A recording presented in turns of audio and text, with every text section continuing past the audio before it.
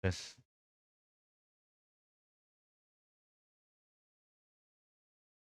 Bismillahirrahmanirrahim. Assalamualaikum warahmatullahi wabarakatuh.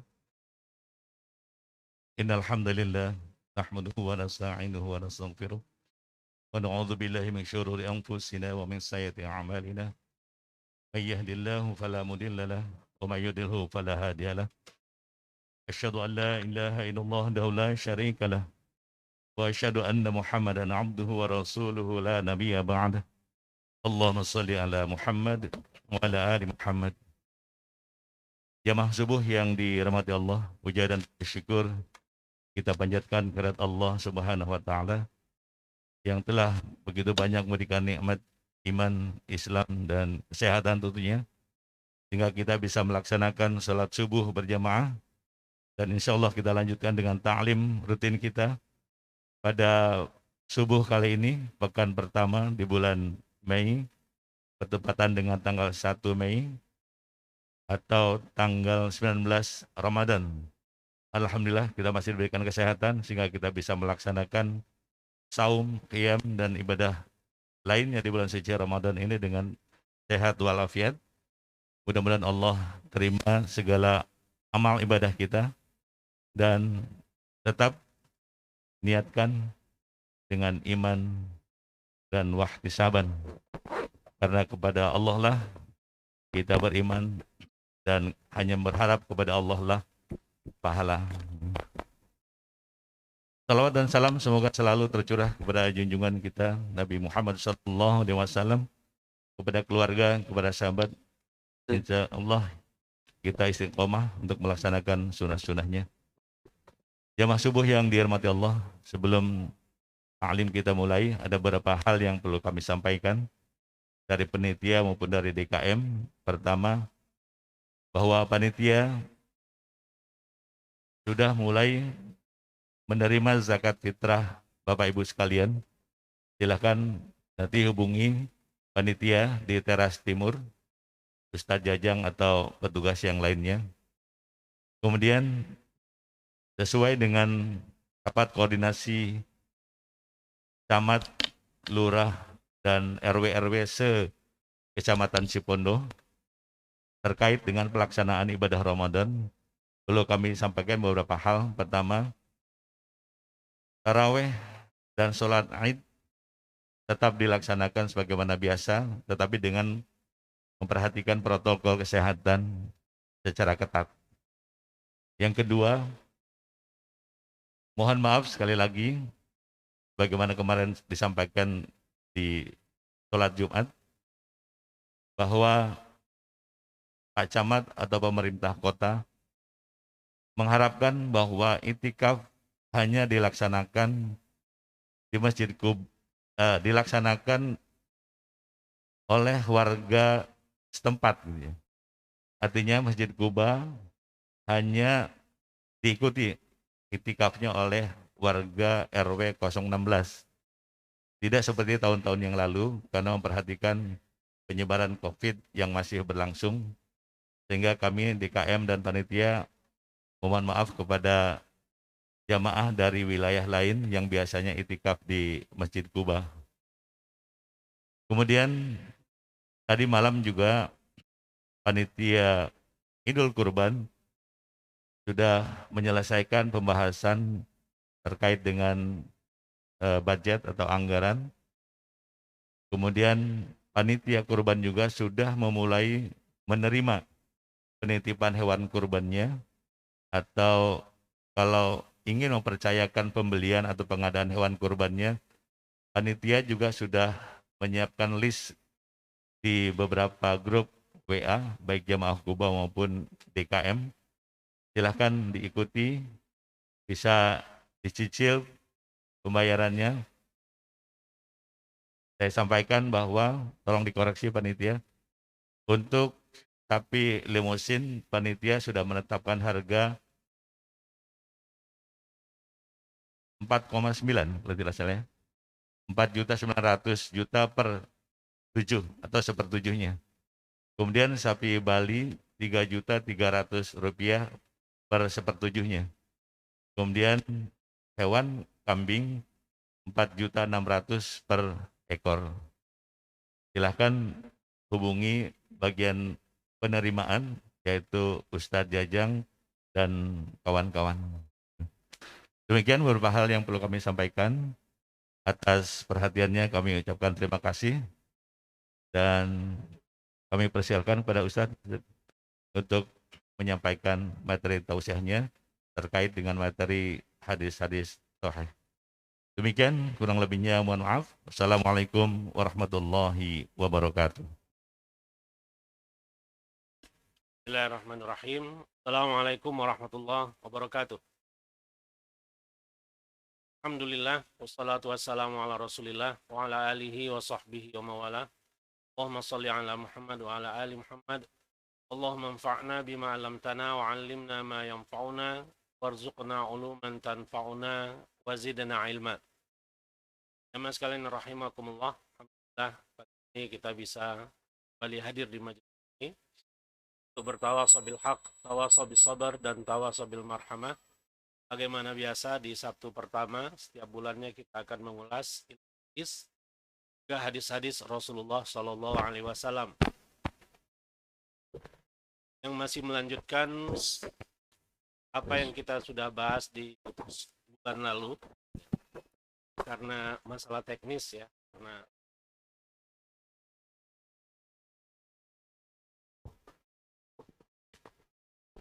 masalah teknis di pertemuan yang sebelumnya kita kan bahan yang sudah disebutkan.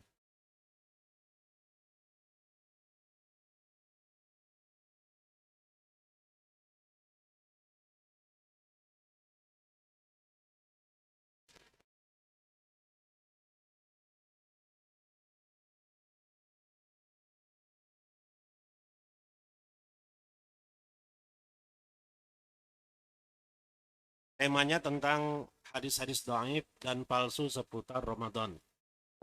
Yang pertama harus kita pahami kembali dan kita pegang terus pemahaman ini.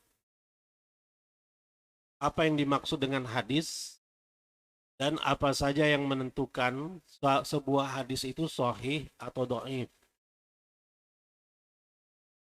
Yang dimaksud dengan hadis setiap apa yang disandarkan kepada Rasulullah Shallallahu Alaihi Wasallam,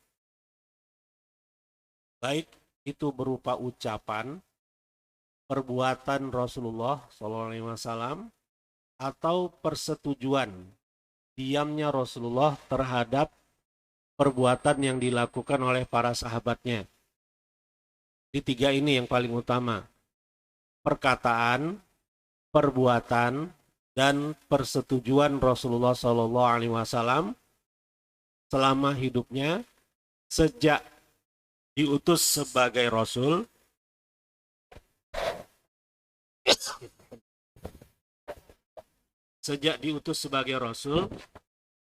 sampai beliau wafat.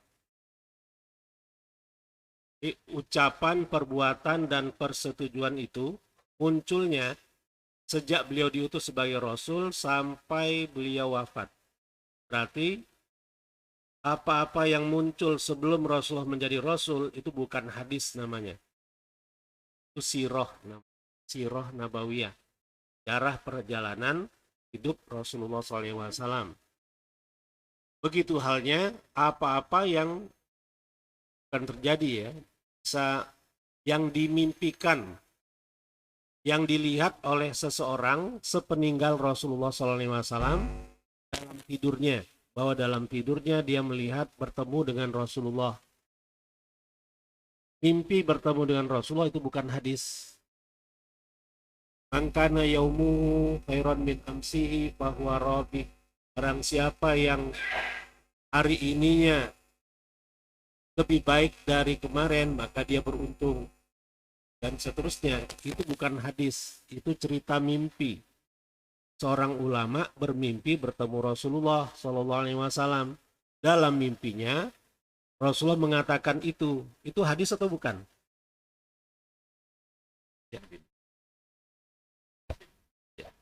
Itu hadis atau bukan?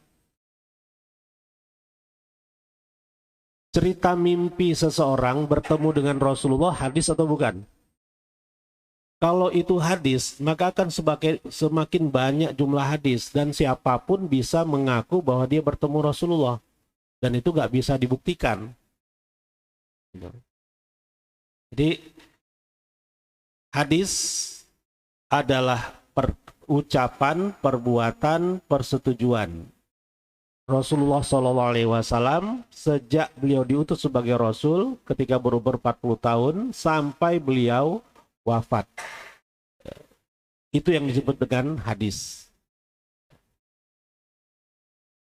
Sebagian ulama menambahkan sifat, termasuk di dalamnya sifat-sifat Rasulullah SAW.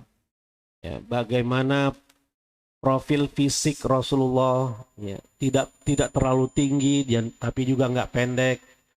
Rambut beliau lurus, yang seringkali panjang sampai sebahu, menutup telinga beliau.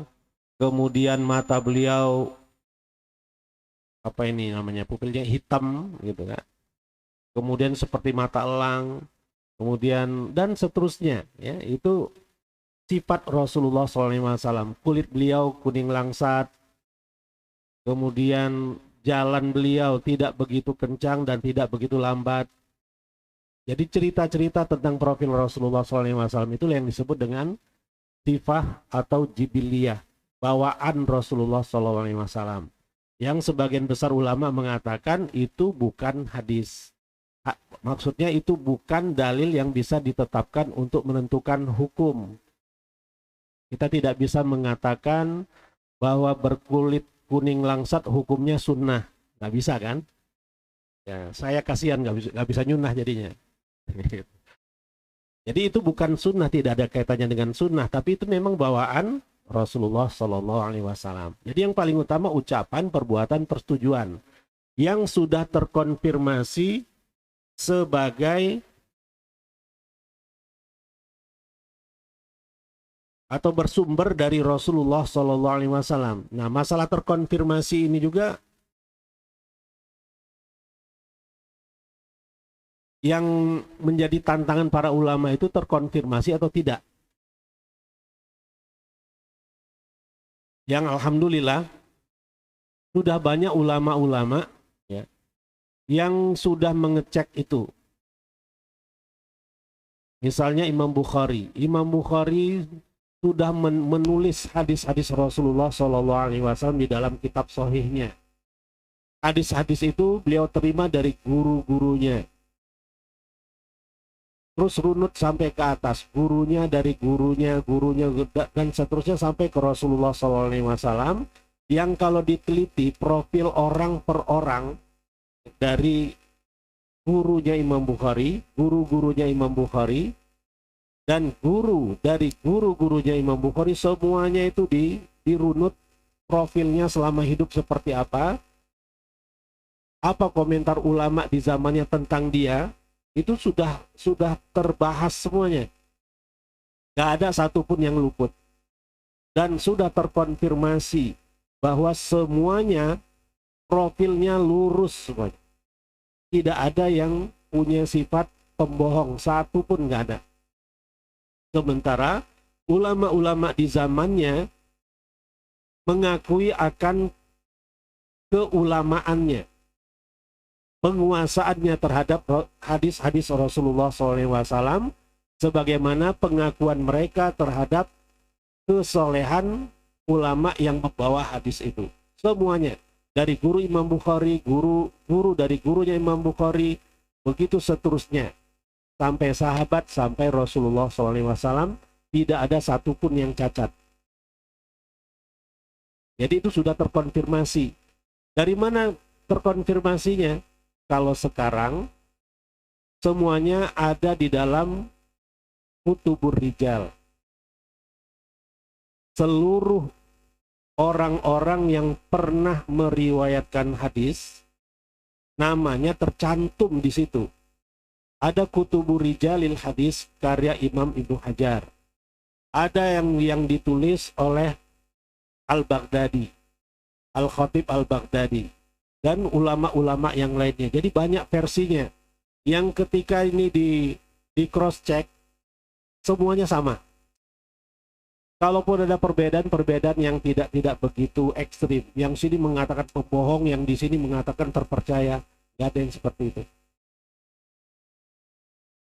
Kalau ada satu nama yang tidak tercantum, ada nama dalam sebuah hadis kita baca, di situ disebutkan nama. Ketika dicek di Kutubur Rijal, nama itu nggak ada. Atau namanya ada, tapi no comment. Tidak ada komentar satupun. Nah, yang seperti ini disebut sebagai majhul. Nggak dikenal. Kalau ada hadis, di dalamnya ada orang yang tidak dikenal, itu menyebabkan dhaifnya hadis itu. Jadi semua nama itu harus dikenal oleh para ulama di zamannya. Siapa gurunya, siapa muridnya, dia berasal dari mana, menuntut ilmunya di mana saja, lahir tahun berapa, wafat tahun berapa, itu harus clear semuanya. Di Madinah ada fakultas hadis. Mahasiswa-mahasiswa fakultas hadis itu, kalau sudah atau satu semesternya harus menghafal 250 satu tahunnya ya, satu tahun 2 semester, satu semesternya menghafal 125 perawi hadis. Jadi harus hafal Imam Bukhari itu namanya siapa. Jadi bukan Imam Bukhari saja, Abu apa, namanya siapa, bin siapa, dan seterusnya. Itu bisa 7, 8, 9 nama. Satu orang itu bisa Fulan bin Fulan sampai 9. Satu orang. Lahir di mana, wafat di mana, guru-gurunya siapa saja, murid-muridnya siapa saja, meninggalnya di mana, pernah kemana saja selama hidupnya. Itu harus dihafal. Satu nama itu bercabang. Satu semester 125 nama harus hafal. Jadi tamat dari fakultas hadis, mereka kenal 1000 nama. Bukan hanya nama, tetapi cabang-cabangnya tadi.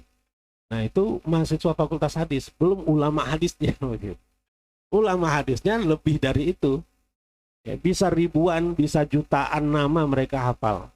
Kalau disebut Fulan, nah kalau Fulan ini kemungkinannya si Fulan bin Fulan bin Fulan bin Fulan. Dia itu dulu lahirnya di sini, wafatnya di sini, gurunya si Fulan, muridnya, dan seterusnya mereka hafal. Kenal benar gitu. Sampai sifat-sifatnya seperti apa mereka tahu. Nah, dari situlah kemudian ilmu para ulama ini dikumpulkan dalam Kutubur Rijal itu tentang sifat ulama-ulama yang meriwayatkan hadis. Jadi sangat pelik, bukan pelik ya, sangat rinci ya, cabang-cabang ilmu hadis itu. Nah, untuk menentukan sebuah hadis itu sahih, sudah muncul juga ya. Qadarullah. Pertemuan yang lalu laptop saya yang bermasalah. Sekarang bermasalah lagi. Sebuah hadis dikatakan sahih, pertama kalau sanadnya tersambung. Misalnya innamal a'malu binniyat. Kita kan kenal hadis ini. Sesungguhnya amalan-amalan itu berlandaskan niat. Diriwayatkan oleh Imam Bukhari. Ada di dalam kitab sahihnya. Nah, Imam Bukhari dapat hadis itu dari siapa? Dari gurunya yang bernama Yahya bin Sa'id al-Ansari. Kemudian Yahya bin Sa'id al-Ansari dapat hadis itu dari siapa? Dari gurunya yang bernama Muhammad bin Ibrahim At-Taimi. Muhammad bin Ibrahim At-Taimi mendapatkan hadis innamal amalu binniyat itu dari gurunya yang seorang tabi'in namanya Alqamah. Alqamah mendapatkan hadis tersebut dari seorang sahabat yang bernama Umar bin Khattab radhiyallahu anhu. Dan Umar bin Khattab, alhamdulillah, ya, Umar bin Khattab radhiyallahu anhu mendengar hadis ini dari Rasulullah SAW, bunyinya innamal a'malu binniyat. Jadi silsilahnya jelas siapa yang membawanya, dan nama dari setiap orang ini ada diceritakan sirahnya, perjalanan hidupnya di dalam Kutubur Rijal. Bagaimana kehidupannya, ya minimal tadi dilahirkan di mana, wafat di mana, tahun berapa, ya, siapa guru-gurunya, siapa murid-muridnya, apa komentar ulama tentang dia. Minimal itu yang kita dapatkan dalam Kutubur Rijal, dan semuanya positif. Bahwa terkonfirmasi Yahya bin Sa'id al-Ansori memang pernah berguru kepada Muhammad bin Ibrahim At-Taimi. Karena banyak ceritanya. Begitu. Jadi ibarat kita sekarang ini, masing-masing kita bercerita nanti. Ya, bahwa pada hari ini kita belajar di Masjid Kuba ini tentang ilmu hadis ini. Ba'da subuh. Ya, hari Sabtu tanggal 1 Mei 2021 Masehi. Ya. Atau bertepatan dengan 19 Ramadan 1442 Hijriah. Jadi ini menjadi bukti sejarah kita semua untuk bisa kita ceritakan.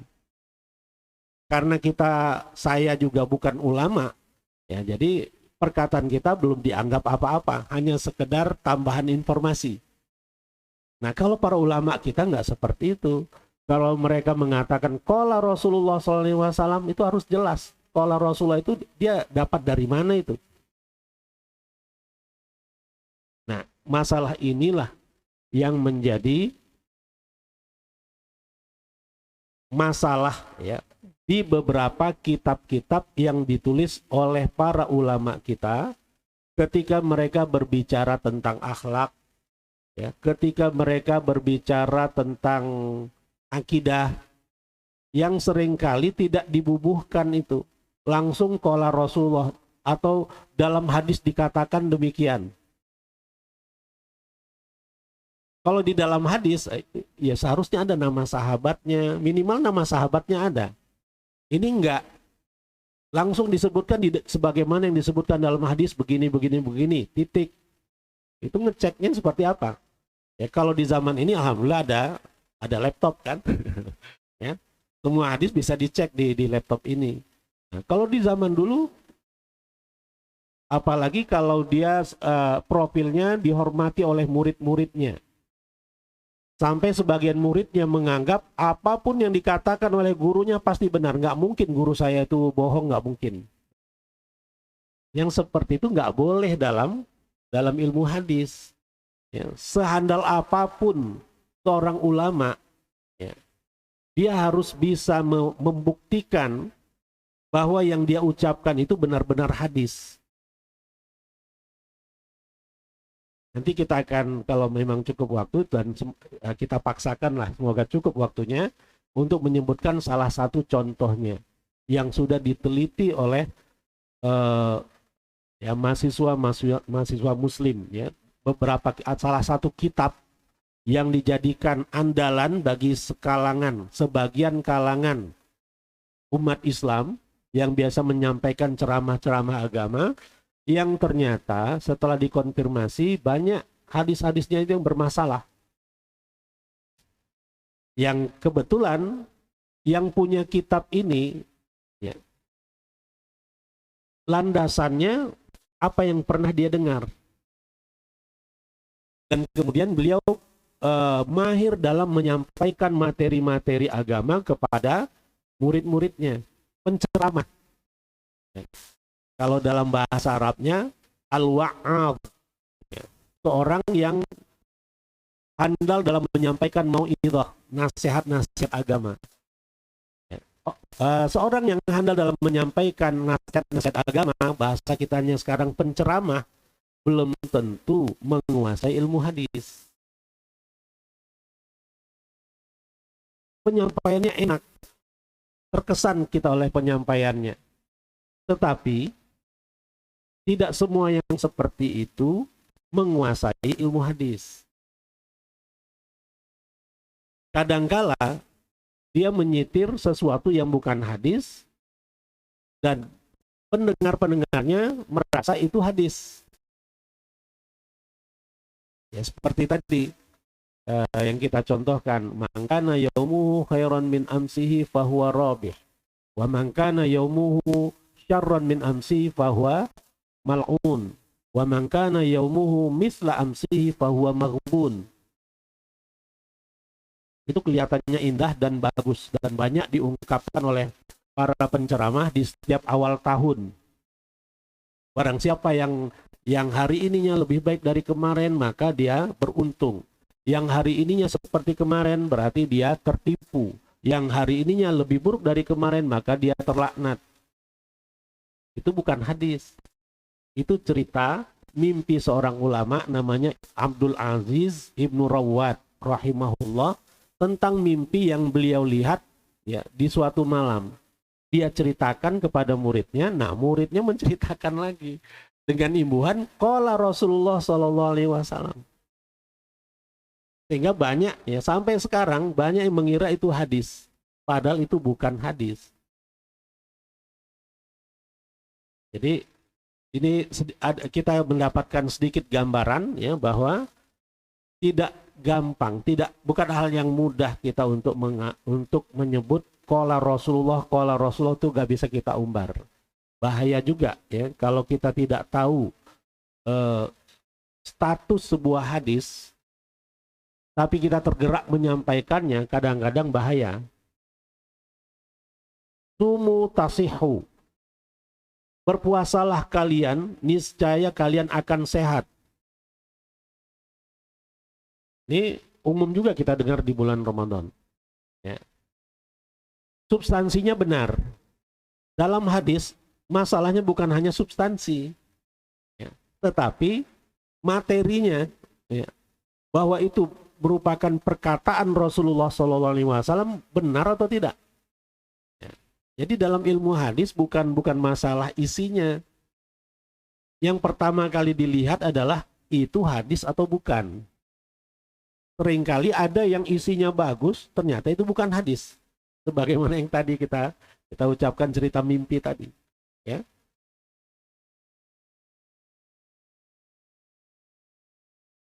Nah, syarat-syarat hadis sahih, sanadnya tersambung, ya, jadi tidak boleh ada satupun yang tidak nyambung. Misalnya dari tabiut tabiin langsung ke sahabat. Tabiut tabiin tidak pernah bertemu dengan sahabat. Tabiut tabiin generasi ketiga, generasi pertamanya sahabat, tabiin, tabiut tabiin. Ya, kalau ada tabiut tabiin mengatakan qala Rasulullah, itu bermasalah. Ya, karena ada dua generasi yang dilewatkan, ya, generasi tabiin dan generasi sahabat. Dan itu menyebabkan hadis itu dhaif. Gitu. Atau kelihatannya tersambung sanadnya, cuma perawinya tidak adil. Ada satu perawinya, ya misalnya di tabiut tabiin ini yang bermasalah dalam riwayat hidupnya. Dia pernah ketahuan suatu kali berbohong dalam menyampaikan sebuah hadis. Kalau ketahuan sekali saja berbohong, itu berdampak kepada seluruh hadis-hadisnya. Ya. Sampai ada jalur lain yang meriwayatkan seperti hadis dia, maka hadis dia akan tertolong. Tapi kalau tidak ada yang meriwayatkan, itu cuma dia saja, sementara dianya sendiri dhaif, pernah berbohong, ya sudah, itu tidak akan bisa dianggap sebagai sebuah hadis. Ya.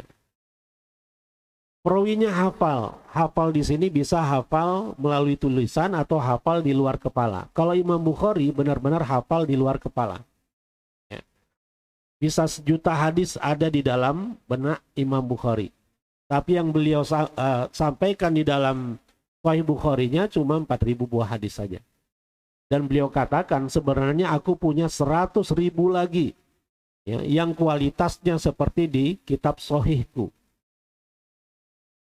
Kapanpun seseorang bertanya kepada Imam Bukhari tentang sebuah hadis, Imam Bukhari bisa menjawabnya. Oh, kalau ini lafadznya itu seperti ini. Hadis itu saya terima dari guru saya namanya Fulan, guru saya dari gurunya namanya Fulan, terus sampai ke Rasulullah SAW. Dan itu jumlahnya sejuta hadis, lebih kurang. Jadi benar-benar jenius sekali.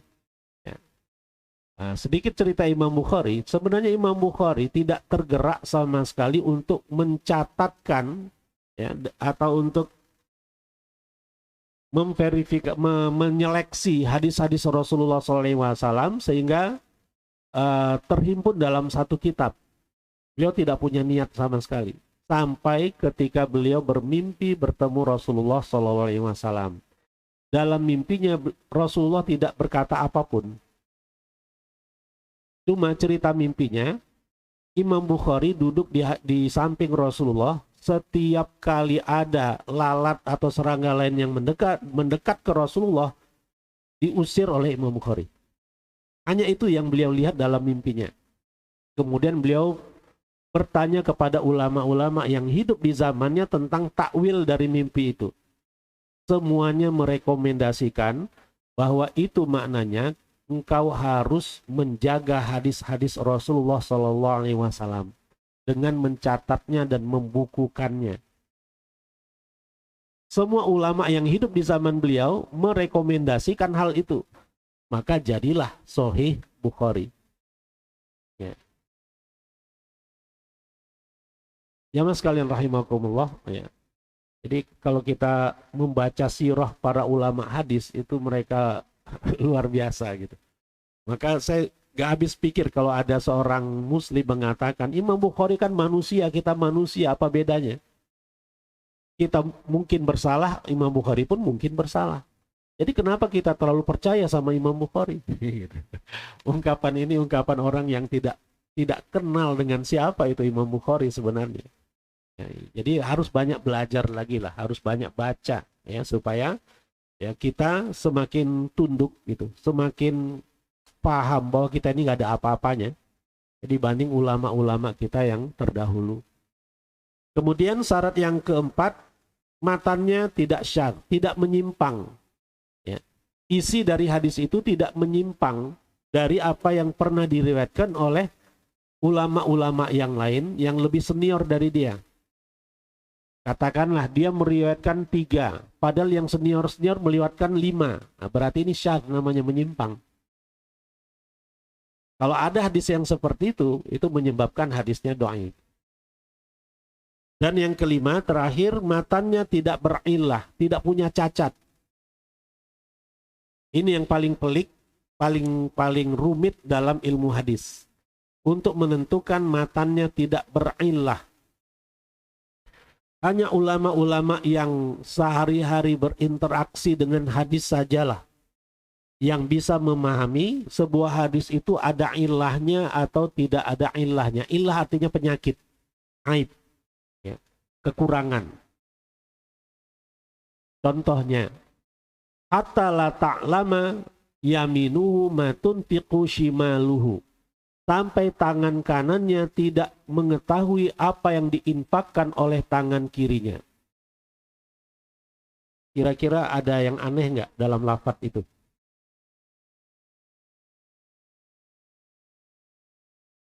Bagi orang yang tidak menguasai kebiasaan Rasulullah SAW, keseharian Rasulullah atau semangat ajaran yang Rasulullah SAW sampaikan, dia tidak akan nyambung. Ini nggak ada yang salah, gitu. Sampai tangan kanannya tidak mengerti, tidak tahu apa yang telah diinfakkan oleh tangan kirinya. Saking rahasianya, saking ikhlasnya dalam berinfak, sampai tangan kanannya pun nggak tahu apa yang diinfakkan oleh tangan kirinya. Dalam lafaz ini ada keanehan. Apa keanehannya? Tidak mungkin Rasulullah SAW mengajar kita berinfak pakai tangan kiri. Itulah ilahnya. Dan ternyata di riwayat yang lain, hatta la ta'lama shimaluhu ma tunfiqu yaminuhu. Berarti riwayat yang mengatakan kiri itu berilah dia, nggak dipakai. Yang dipakai adalah riwayat hatta la ta'lama shimaluhu matunfiqu yaminuhu. Jadi ilmu illah ini ilmu yang samar bagi mayoritas umat Islam, bahkan mayoritas ulama. Hanya ulama-ulama hadis yang sehari-harinya berinteraksi dengan hadis sajalah yang bisa memahaminya, karena dia sudah mendapatkan feeling akan bahasa Rasulullah SAW, akan semangat ajaran Rasulullah SAW. Dia sudah bisa mencerna. Ya, kalau begini nggak mungkin Rasulullah mengatakan itu. Tidak mungkin hadis itu lafadznya seperti itu, nggak mungkin. Banyak hadis-hadis palsu ketahuan dari sisi lafadznya. Jangankan seorang ulama hadis, yang bukan ulama hadis pun, asal dia relatif sering ya membaca qala Rasulullah, dia sering membaca itu. Kalau dia membaca satu ungkapan yang qala Rasulullah tapi bahasanya ini kayaknya menurut feelingnya ini aneh gitu. Ya. Dan ketika dicek ternyata benar itu hadis palsu. Ya, jadi perlu banyak berinteraksi dengan hadis ya, sehingga kita bisa tahu, bisa mendapatkan satu perasaannya, feeling ya, bahwa redaksi hadis itu seperti ini. Ya, kalau ada yang mirip-mirip hadis, redaksinya qala Rasulullah tapi dari lafadznya misalnya isinya sangat bombastis, malam pertama bulan Ramadan terawihnya akan mendapatkan ini, malam kedua ini, nah malam kedua, sampai malam 30. Pertanyaannya, apakah mungkin Rasulullah mengatakan itu? Padahal Rasulullah SAW hanya keluar cuma 2 malam. Malam ketiga Rasulullah tidak keluar lagi untuk memimpin sholat tarawih. Begitu kan? Jadi muncul kecurigaan kita, ini hadis atau bukan ini? Dan ternyata terbukti itu hadis palsu. Ya, jadi yang beredar di media sosial, setiap harinya ada yang mengupdate. Malam ini fadilatnya ini. Gitu. Besok diupdate lagi statusnya malam ini fadilatnya ini. Itu landasannya bukan hadis sahih. Ya, itu bukan hadis malah. Ya, itu hadis palsu. Baik. Apa yang dimaksud hadis palsu?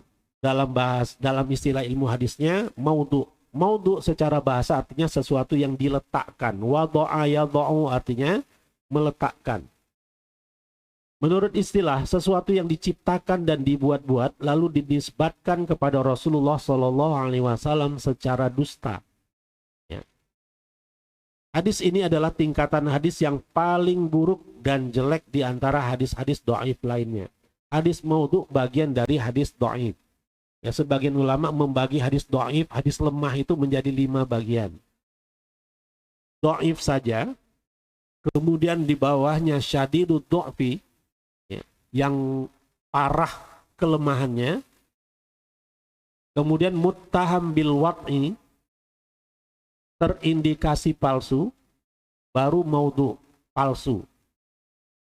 Jadi 4. Ya, sebagaimana yang ada di dalam software Jawami'ul Kalim yang sangat saya andalkan.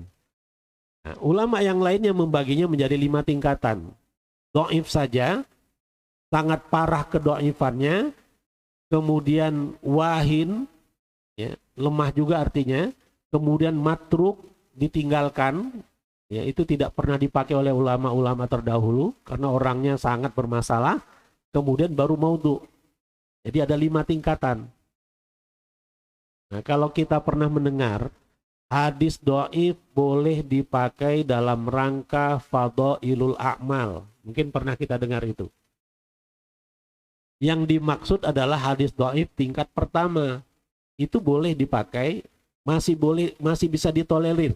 Imam Nawawi rahimahullah masih membenarkan itu dipakai untuk diamalkan. Ya, dengan persyaratan yang ketat. Tapi kalau sudah sadidud dha'fi, sudah wahin, matruk, apalagi maudhu, itu nggak ada ampun. Nggak bisa ditolerir. Nggak bisa dipakai. Ya, contohnya, Allahumma barik lana fi Rajab wa Sya'ban wa balighna Ramadan kualitasnya syadidud du'fi, sangat parah kelemahannya itu. Jadi nggak bisa ditolong lagi itu. Namun kalau kita amalkan boleh. Yang tidak boleh kita yakini sunnah hukumnya membaca doa itu sebelum Ramadan. Membaca Allahumma barik lana fi Rajab wa Sya'ban wa balighna Ramadan hukumnya sunnah. Itu nggak boleh meyakini itu. Ya, tapi kalau membacanya, menerapkannya boleh. Karena babnya bab doa ini. Ya, jangankan kita berdoa seperti itu. Kalau kita berdoa, ya Allah, anugerahkanlah aku motor yang baru, boleh nggak? Hadisnya apa? Ya. Dalam berdoa nggak harus ada hadisnya. Ya, doa-doa yang spesifik, gitu. Ya, jadi sah-sah saja kita berdoa seperti itu. Allahumma barik lana fima rozaqtana wa qina adzabannar. Itu doa apa? Itu belum makan. Tidak terkonfirmasi itu sebagai doa sebelum makan karena bermasalah hadisnya. Yang sahih bismillah, itu yang sahih. Tapi apa hukumnya kalau kita baca Allahumma barik lana fima rozaqtana qina adzabannar sebelum makan, boleh nggak? Boleh, karena babnya bab doa. Gitu. Yang tidak boleh kita yakini sunnah hukumnya baca doa itu sebelum makan. Nah, itu yang nggak boleh. Jadi kita harus pisah ya antara mengamalkannya dengan meyakininya sebagai sunnah. Ya. Baik. Itu saya persingkat saja. Nah, tentang mengamalkan atau meyakini hadis maudhu, ada satu wanti-wanti dari Rasulullah SAW. Man haddatsa anni haditsan wa huwa yara annahu kadzib fa huwa ahadul kadzibin. Barang siapa yang menceritakan hadis dariku sedangkan dia mengetahui bahwa itu dusta, maka dia termasuk bagian dari para pendusta itu. Kita tidak boleh menyampaikan hadis palsu. Tidak boleh men-share hadis-hadis palsu. Yang lebih ekstrim lagi hadisnya, wa man kadzaba alayya muta'ammidan falyatabawa maq'adahu minan nar. Barang siapa yang berdusta atas namaku, hendaklah dia persiapkan tempatnya di neraka. Barang siapa yang berkata qala Rasulullah, padahal Rasulullah nggak pernah mengatakan itu, siapkanlah tempatnya di neraka. Ya, jadi menyebarkan hoax atas nama Rasulullah SAW ancamannya neraka.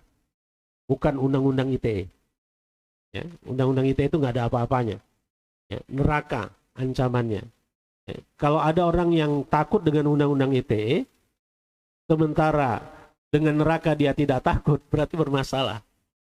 Gitu. Seharusnya lebih takut neraka daripada penjara. Gitu. Nah, alhamdulillah di Ramadan tahun ini hadis ini tidak beredar di media sosial. Suara dahsyat di pertengahan bulan Ramadan di malam Jumat. Ini bertahun-tahun muncul ini. Ya, setiap mendekati pertengahan Ramadan akan kita dapatkan ini di Facebook, di WA. Ya. Tapi alhamdulillah tahun ini aman, gitu ya. Ya, tidak beredar lagi. Ini bertahun-tahun beredar.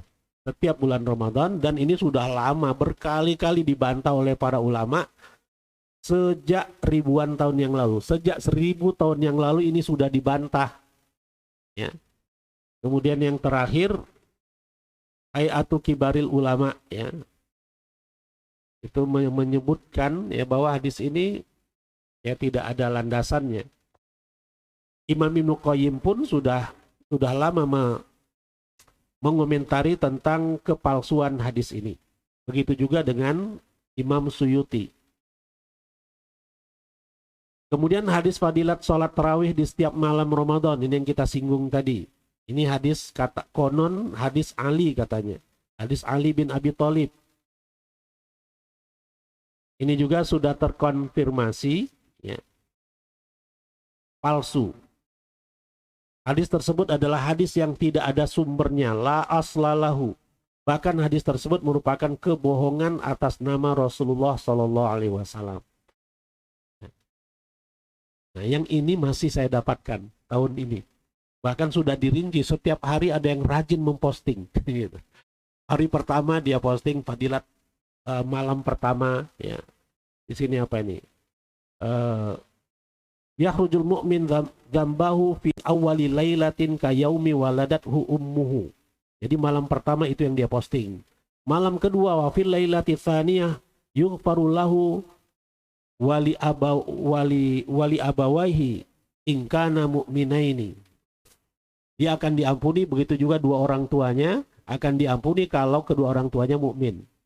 Dia posting itu. Malam ketiga dan seterusnya sampai tadi malam gitu.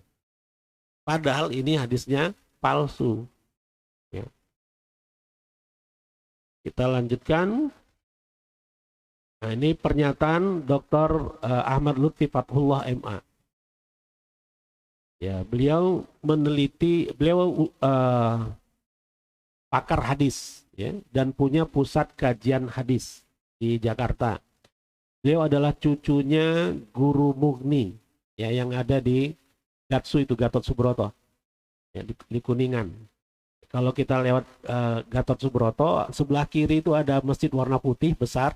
Nah, itu seperti Masjid Al-Azhar, itu Masjid Al-Mughni namanya. Ada tokoh terkenal di daerah situ namanya Guru Mughni. Nah, ini beliau ini adalah cucunya. Ya. Yang S1-nya beliau di Syria, S2-nya di Jordan, S3-nya di University Kebangsaan Malaysia. Ya, saya ketemunya di Malaysia dengan beliau. Nah, beliau disertasinya tentang kitab Durratun Nasihin. Ini yang saya maksud tadi. Kitab Durratun Nasihin ini banyak diandalkan oleh para penceramah di kita, di Turki, ya, di India, dimanapun, ya, wilayah yang subur tasawufnya, maka kitab Durratun Nasihin ini akan menjadi andalannya. Itu kesimpulan beliau dalam disertasinya. Jadi seluruh hadis dalam kitab Durratun Nasihin itu, bulan lalu saya bawa kitabnya, ya. Beliau sudah teliti semuanya. Nanti kita akan sebutkan kesimpulannya apa. Nah, di sini kesimpulannya sebagiannya 30% isinya hadis palsu. Hadis-hadis ada di dalamnya itu ada 800-an hadis.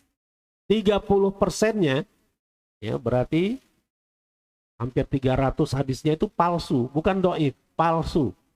Terkonfirmasi hadis palsu yang ada di dalam kitab Durratun Nasihin itu. Ya. Di antaranya adalah hadis tentang fadilah atau keutamaan sholat tarawih, yaitu dari Ali radhiyallahu anhu yang kita sebutkan tadi. Malam pertama apa, malam kedua apa, itu terkonfirmasi palsu. Kemudian hadis yang ketiga, permaafan sebelum Ramadan. Ini alhamdulillah tidak begitu tersebar lagi tahun ini. Khususnya di media sosial saya tidak pernah mendapatkannya di tahun ini. Tahun lalu masih ada. Ya. Tidak memohon maaf terlebih dahulu kepada kedua orang tuanya, tidak bermaafan terlebih dahulu kepada suami istri, tidak bermaafan terlebih dahulu dengan orang-orang sekitarnya. Ya. Ini hasil modifikasi dari hadis sahih. Ya. Ketika Rasulullah naik mimbar, satu tangga mimbarnya beliau mengatakan amin. Kemudian amin lagi, kemudian amin lagi. Kemudian para sahabat bertanya, kenapa Anda mengucapkan amin sampai 3 kali? Rasulullah pun bercerita, tadi ada malaikat Jibril yang berkata kepadaku, celakalah orang yang mendapati bulan Ramadan tetapi dosanya tidak juga diampuni. Lalu aku pun mengaminkan doa tersebut. Ini sekaligus nasihat bagi kita, ya, di bulan Ramadan ini. Ini sahih hadisnya. Ketika aku naik ke anak tangga kedua, dia berkata lagi, celakalah orang yang apabila disebut namamu di sisinya, tetapi dia tidak menyambutnya dengan salawat ke atasmu. Lalu aku pun mengaminkannya. Ya, di majelis ilmu hadis dan hadis Rasulullah ini, Shallallahu Alaihi Wasallam, kita sering menyebut nama Rasulullah. Di dalam hati kita harus setiap berapa kali pun kata Rasulullah disebutkan, harus disambut dengan Shallallahu Alaihi Wasallam. Kalau tidak, ini ancamannya. Celaka orang yang apabila disebut namamu di sisinya, tetapi tidak menyambutnya dengan sholawat di atasmu. Jadi ini juga sebagai fadilat majlis ini. Kata para ulama, majlis ilmu hadis itu adalah majlis yang paling afdol. Kenapa? Karena seringnya disebutkan nama Rasulullah SAW, yang kemudian mempunyai konsekuensi kita bersalawat kepada Rasulullah. Nggak terhitung sejak tadi berapa kali kita sebutkan Rasulullah SAW. Dan yang ketiga, ketika aku naik ke tangga yang ketiga, dia berkata lagi, celakalah orang yang mendapati ibu bapaknya yang sudah tua, atau salah seorang darinya, namun mereka tidak memasukkan dia ke dalam surga. Orang tuanya yang masih hidup tidak menyebabkan dia bisa berbakti dan menyebabkan dia mendapatkan pahala yang tinggi, maksudnya. Inilah yang sahih, versi yang sahih. Dimodifikasi menjadi memaafkan sebelum Ramadan. Gitu. Kan jahat ini. Ya. Yang memalsukan ini. Maksudnya mungkin baik. Ya. Tapi nggak cukup. Cuma niat baik saja itu nggak bisa dan nggak boleh dalam urusan ini. Ya. Ajaran Rasulullah SAW itu sudah lengkap. Nggak perlu kreasi-kreasi baru lagi dari kita. Al-yawma akmaltu lakum dinakum. Ya. Alhamdulillah sudah selesai contoh-contoh hadis dhaif dan juga hadis palsu ya, yang banyak beredar di kalangan umat Islam. Sebagai penutup saya sampaikan apa yang ditulis oleh Al-Ustadz Dr. Ahmad Lutfi Fatullah MA tadi ya, di dalam disertasinya. Kitab Durratun Nasihin, penulisnya bernama Utsman bin Hasan Al-Khubawi. Beliau wafat tahun 1824 Hijriah. Berarti 120 tahun yang lalu. Ya. Populer di Indonesia, Malaysia, Turki, dan India. Di Saudi Arabia nggak ada Durratun Nasihin. Nggak populer Durratun Nasihin itu. Kenapa? Nanti akan terjawab. Dan di media-media yang ada di Malaysia, karena ini kan disertasi di Universiti Kebangsaan Malaysia, ya, jadi yang dikutip adalah media Malaysia. TV1, TV2, TV3, berita harian itu mengutip. Dan ceramah-ceramah yang berisi kitab apa-apa yang dinukil oleh Al-Khubawi dalam kitabnya Durratun Nasihin. Sementara di Turki, bukunya sudah terbit sejak tahun 1262 Hijriah. Masehi ini ya Hijriah ya, kalau wafatnya ini tahun Masehi. Begitu pula di Mesir, terbit tahun 1264, di Libanon cetak ulang tahun 93, di India dicetak 1281 Hijriah. Kesimpulan beliau, dimanapun tradisi tasawuf cukup kuat, disitulah Durratun Nasihin mendapat tempat. Sebab hadis-hadis di dalamnya memang cenderung lebih dekat ke tasawuf. Apa itu tasawuf? Kalau bahasa yang lebih bakunya namanya akhlak. Ya. Nah, akhlak ini punya cabang namanya tasawuf. Ketika dia dikhususkan untuk penjernihan jiwa dengan cara-cara tertentu, dengan membaca bacaan-bacaan tertentu, ya, dengan amalan-amalan tertentu, itulah yang kemudian menjadi tasawuf. Bahkan dengan pakaian tertentu. Jadi pakaiannya serba putih misalnya. Atau pakaiannya harus ada aksesoris sorban. Kemudian ketika berzikir, digeleng-gelengkan kepalanya ke kanan dan ke kiri. Itu tasawuf. Jadi yang lebih teknis lagi gitu, ya. Teknis dalam berzikir itu seperti apa? Itu banyak diajarkan dalam ilmu tasawuf. Nah, itu jadi bentuk-bentuk tasawuf seperti itu. Amalan kita umat Islam Indonesia banyak dipengaruhi oleh tasawuf. Itu sudah menjadi fakta sejarah. Ya. Yang diajarkan di pesantren-pesantren, khususnya pesantren tradisional, banyak mengarah ke tasawuf. Bahkan sudah dicanangkan oleh aliran ahli sunnah wal jamaah dalam tanda kutip. Ya, mereka akidahnya Asy'ariyah, kemudian fikihnya Syafi'i, kemudian tasawufnya Naqsabandiyah mungkin ya. Nah, itu sampai dicanangkan seperti itu. Padahal itu nggak perlu. Ya, menurut pandangan ulama-ulama yang lainnya. Ya, seputar tasawuf ini banyak lah ya ungkapan-ungkapan para ulama kita. Bahkan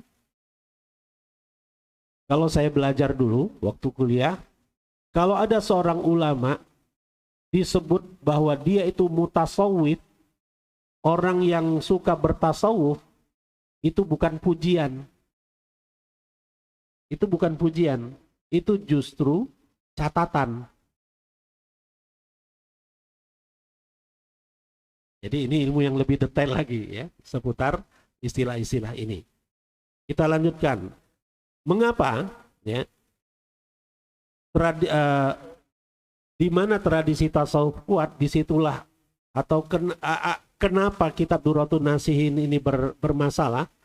Pertama kata Ustadz Lutfi Fatullah, dari sisi kredibilitas penulisnya, keahlian Al-Khubawi dalam ilmu-ilmu keislaman, khususnya tafsir hadis, masih diperdebatkan. Ya. Yang kedua, beliau ini bukan ahli hadis. Beliau ini al-wa'id atau al-wa'ad, ahli berceramah, menyampaikan nasihat. Ya mohon maaf ya, saya ingin kalau supaya nggak mengawang-awang, sekarang ini mirip-mirip ulama-ulama kita dalam tanda kutip yang latar belakangnya bukan syariat, bukan syariah. Pendidikannya dari kecil bukan syariah. Dia baru mengenal agama ketika dia sudah dewasa. Sadar, kemudian dia dalami, pintar ceramah. Inilah kira-kira padanannya di zaman kita. Ya, dan sebagian para penceramah itu ada yang benar-benar sudah mengaku. A'agim hafizahullah, beliau pernah mengatakan, bahkan beliau pernah ditawarkan menjadi dewan pengurus, dewan pengawas syariah, bank yang konvensional yang akan membuat unit usaha syariah gitu. Beliau yang akan dijadikan sebagai dewan syariahnya. Beliau menolak. Saya latar belakang saya bukan syariah. Jadi beliau jujur mengatakan itu. Beliau ahli dalam menyampaikan nasihat-nasihat yang baik, tapi beliau mengakui beliau bukan ahli syariat. Beliau tidak menguasai hadis. Tahu beberapa hadis, tapi beliau bukan ulama yang mengetahui hadis sahih itu seperti ini. Beliau nggak menguasai itu. Dan itu beliau akui. Nah, kira-kira Al-Khubawi ini seperti A'agim. A'agim juga membukukan kan, ceramah-ceramahnya dibukukan. Nah, Al-Khubawi pun begitu, ceramah-ceramahnya dibukukan. Nah, ketika sudah terbukukan, buku itulah yang kemudian diminati oleh banyak kalangan umat Islam. Padahal beliau tidak menguasai ilmu hadis dan sudah terlanjur ya mengungkapkan hal-hal yang beliau kira hadis dan terbukti itu bukan hadis. Jadi ini ceritanya. Durratun Nasihin adalah satu-satunya karya Al-Khubawi selama hidupnya. Beliau nggak punya karya yang lain kecuali Durratun Nasihin saja. Biasanya kalau kapasitasnya ulama, kitabnya bukan satu. Imam Bukhari, kitabnya banyak. Salah satunya Sahih Bukhari. Yang kemudian yang lainnya Al-Adabul Mufrad. Ya, banyak lagi kitab-kitabnya, bukan hanya Sahih Bukhari. Biasanya kalau itu benar-benar ulama, kitabnya banyak. Hasil karyanya banyak. Nah, Al-Khubawi, karyanya sekali lagi cuma Durratun Nasihin. Jadi nggak ada pembandingnya gitu. Ini hasil penelitiannya. Adapun hadis-hadis yang ada di dalam kitab Durratun Nasihin, seperti ini kesimpulan beliau. Jumlah totalnya 839 buah hadis. Yang palsu 30%. Yang warna merah ini palsu ini. Yang sahih ada 24%. Ya, yang hijau ini dhaif. Dhaifnya 22%. Kalau dhaif masih bisa ditolerir kalau konteksnya amalan-amalan praktis. Ya, dengan syarat-syarat yang ketat. Ya, menurut Imam Nawawi. Yang sangat dhaif ada 6%. Jadi intinya yang bisa dipakai dari sekian banyak hadis itu yang boleh digunakan hanya 484 buah hadis atau 58%-nya masih bisa diselamatkan lah. Ya, masih bisa dipakai, dijadikan dalil. 40%-nya 336 buah hadis tidak boleh digunakan sama sekali. Di antaranya hadis yang malam pertama, malam kedua, malam ketiga itu nggak bisa digunakan. Nggak bisa disampaikan kepada masyarakat. Bahaya kalau disampaikan kepada masyarakat. Itu akan mengancam keselamatan dirinya di akhirat. Falyatabawa maq'adahu minan nar. Dan akan mengancam dia membawa dosa jariah. Jadi ilmu yang palsu tadi ketika terus diajarkan secara turun-temurun itu akan numpuk dosanya ke yang mengajarkan pertama kali, dan yang mengajarkan kedua kalinya akan ikut mendapatkan dosa sebanyak downline-nya. Gitu. Ya. Jadi ini berlaku ilmu MLM ini. Ya. Dosanya sebanyak downline-nya. Ya, sebagaimana kalau ilmu yang diajarkan itu benar, ya, dan dipraktekkan, pahalanya sebanyak orang yang mengamalkan. Gitu. Dan rekomendasi beliau, hati-hati dalam menggunakan hadis dan tidak asal sebut bahwa ini qala Rasulullah. Kitab Durratun Nasin perlu direvisi dengan penjelasan-penjelasan seperlunya. Misalnya ada keterangan hadis ini sahih, ini hadis palsu, ini dhaif dan sebagainya. Ya, kalau kitab Ihya Ulumuddin itu sudah ada footnote-nya yang menjelaskan hadis-hadis yang diterangkan oleh Imam Ghazali di dalam kitab tersebut. Tapi Durratun Nasin ini belum ada yang memulainya. Kalau disertasi ini terlalu tebal untuk bisa dikunyah oleh masyarakat awam gitu ya. Bisa juga dibuat edisi mukhtasornya, ringkasannya, dengan membuang semua hadis palsu atau yang tidak jelas sumbernya itu saja yang dihilangkan. Ini rekomendasi beliau. Dan terakhir, hal ini mendesak, kata beliau, mengingat sudah begitu terkenalnya kitab Durratun Nasin ini di masyarakat, sementara sikap kritis masyarakat sendiri sangat minim terhadap hadis. Lagi-lagi ini adalah pengaruh dari ilmu tasawuf. Ya. Dalam ilmu tasawuf, guru, syekh adalah segalanya. Ya. Dalam ilmu tasawuf, tidak jarang kita dapatkan seorang murid ini, istilah murid ini istilah tasawuf. Aroda yuridu, muridun. Ya, muridun orang yang menginginkan. Ya. Murid ini istilah tasawuf ini. Ada murid, ada syekh. Jadi seorang murid yang ada dalam tarekat tasawuf tidak sedikit yang menganggap gurunya itu tidak pernah bersalah. Ya, mereka mengkultuskan gurunya. Bahwa guru dia nggak mungkin berkata bohong. Tidak mungkin melakukan kesalahan. Fenomena seperti ini banyak kita dapatkan dalam tasawuf. Yang sebenarnya itu tidak boleh.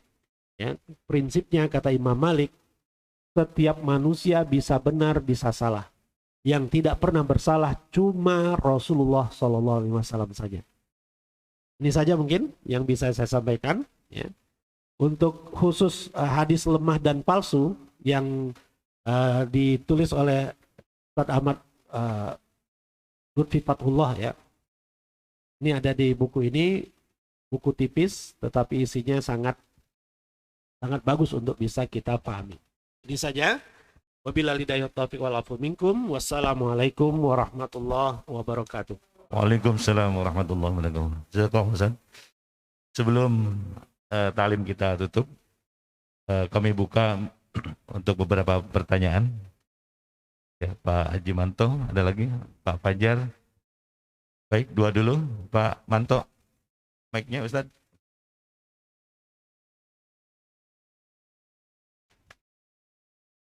Bismillahirrahmanirrahim. Assalamualaikum warahmatullahi wabarakatuh. Salam. Ustaz, eh, tinggal beberapa hari lagi kita akan masuk itikaf. Karena tadi berharap ada materi tentang itikaf. Mohon diinfo tentang hadis-hadis tentang itikaf. Kedua, bagaimana caranya seseorang itu bisa sukses mendapatkan Lailatul Qadar. Itu aja, Ustaz. Assalamualaikum warahmatullahi wabarakatuh. Waalaikumsalam warahmatullahi wabarakatuh. Langsung Pak Fajar.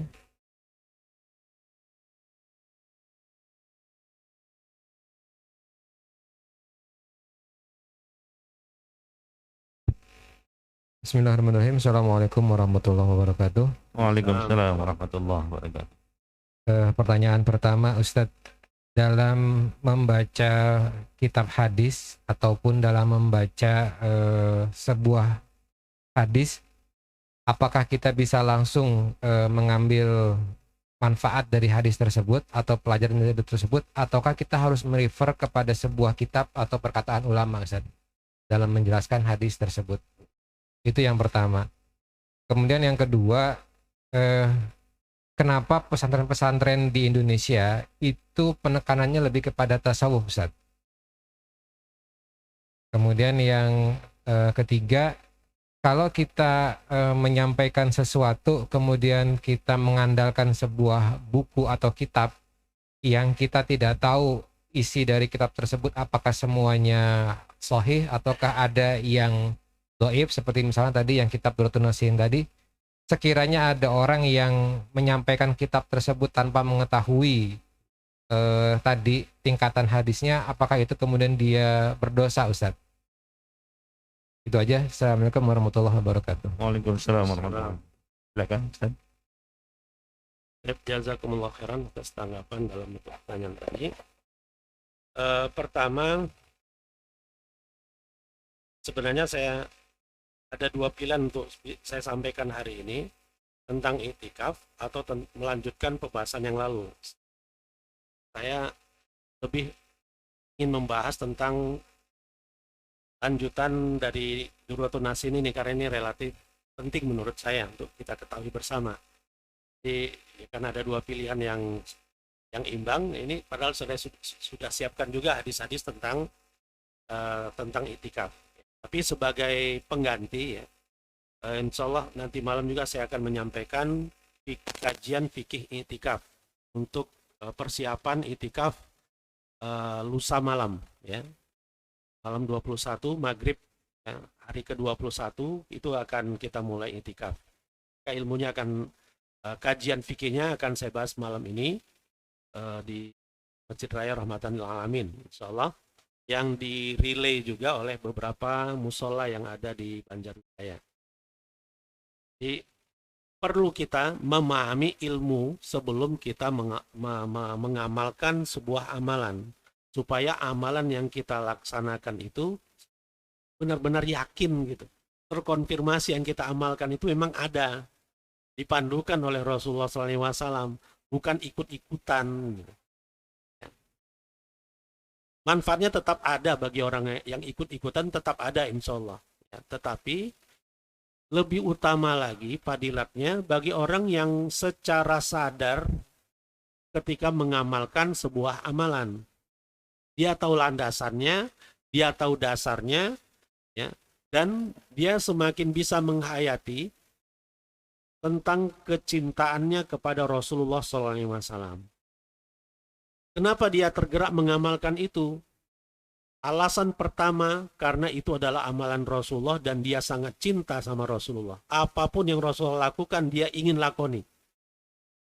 Kalau kita sudah sampai level itu level yang luar biasa. Ya. Abdullah bin Umar bin Khattab radhiyallahu anhuma, jangankan urusan-urusan yang serius dalam ibadah, ya, sampai hal-hal yang merupakan kebiasaan Rasulullah yang tidak diikuti pun nggak masalah. tetap menjadi perhatian seorang Abdullah bin Umar bin Khattab radhiyallahu anhu. Apa bentuknya? Setiap kali beliau mondar-mandir ke Mekah Madinah, beliau selalu istirahat di mana dulu Rasulullah istirahat di tempat itu.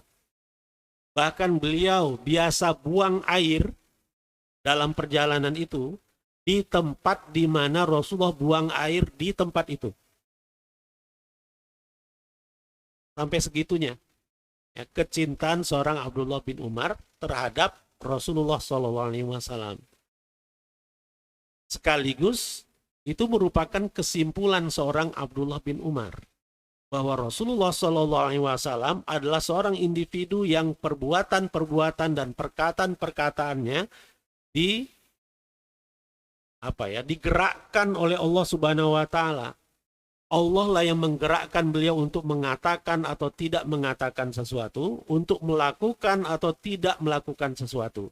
Maksudnya, ketika Rasulullah memilih satu tempat, itu karena Allah yang menggerakkan beliau memilih tempat itu. Fadilat itu yang ingin diambil oleh Abdullah bin Umar bin Khattab radhiyallahu anhu.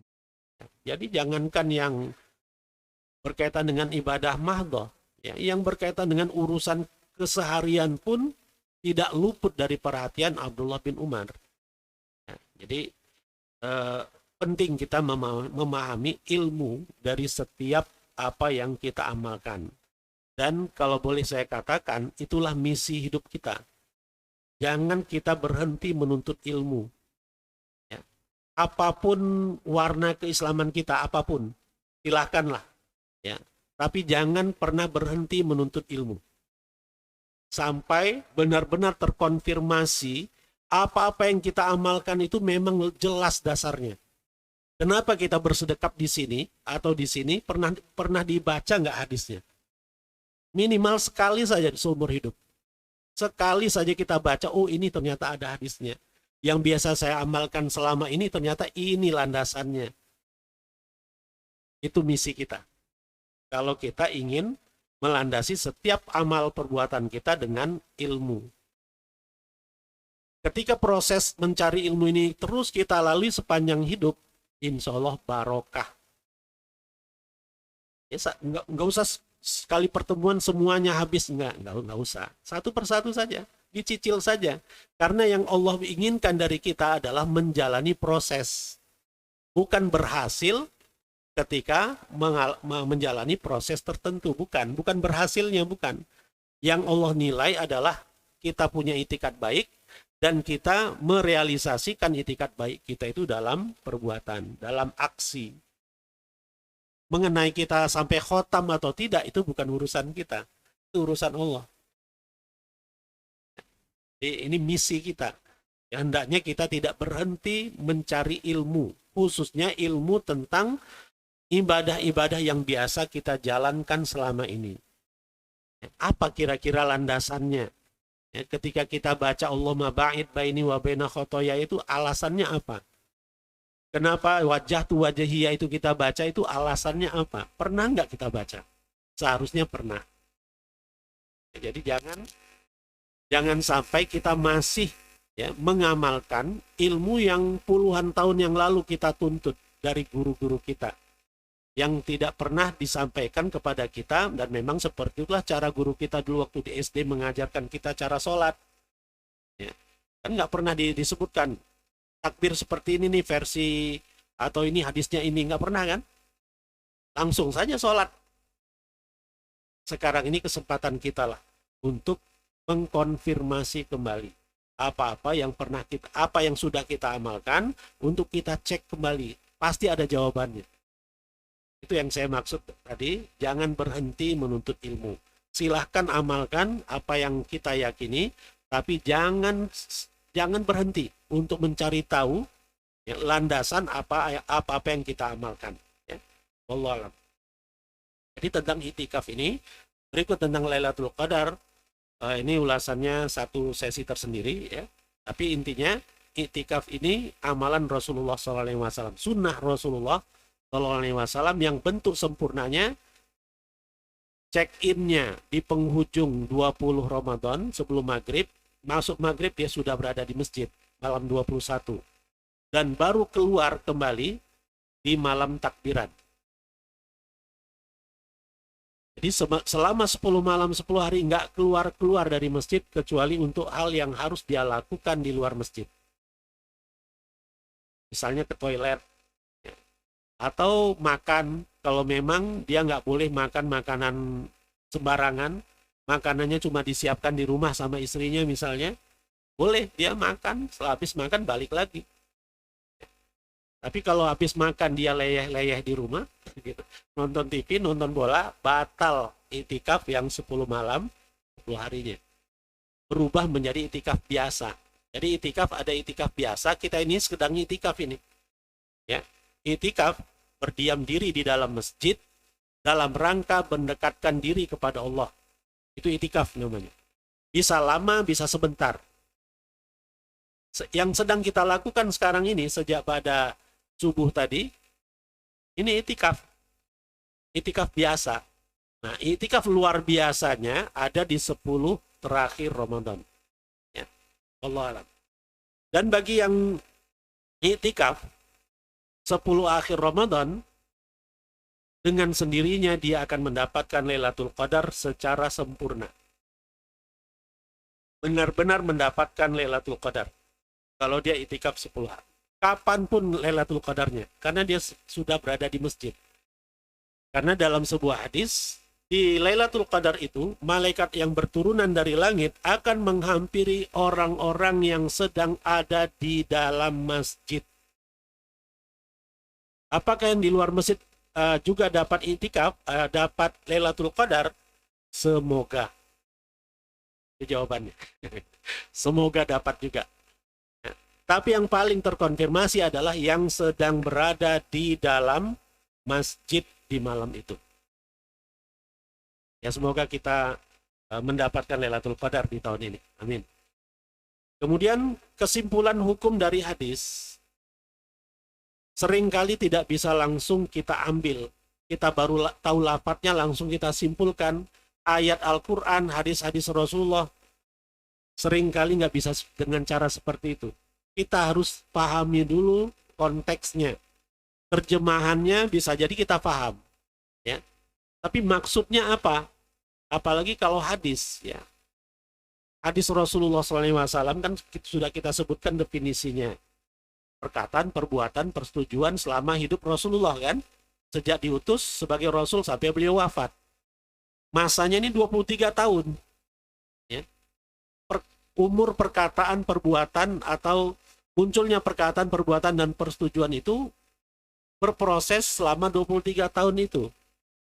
Yang bisa jadi, apa yang sebelumnya Rasulullah lakukan ini tidak berlaku lagi. Karena sudah mansuh. Ya. Dihapuskan hukumnya oleh perbuatan Rasulullah di akhir-akhir hayatnya.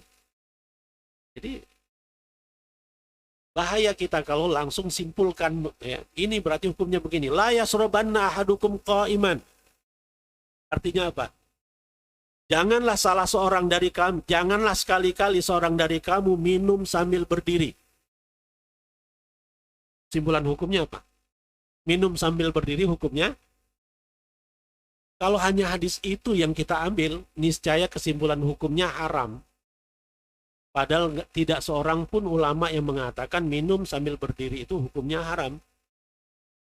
Ada kalanya minum sambil berdiri itu hukumnya sunnah. Kapan itu?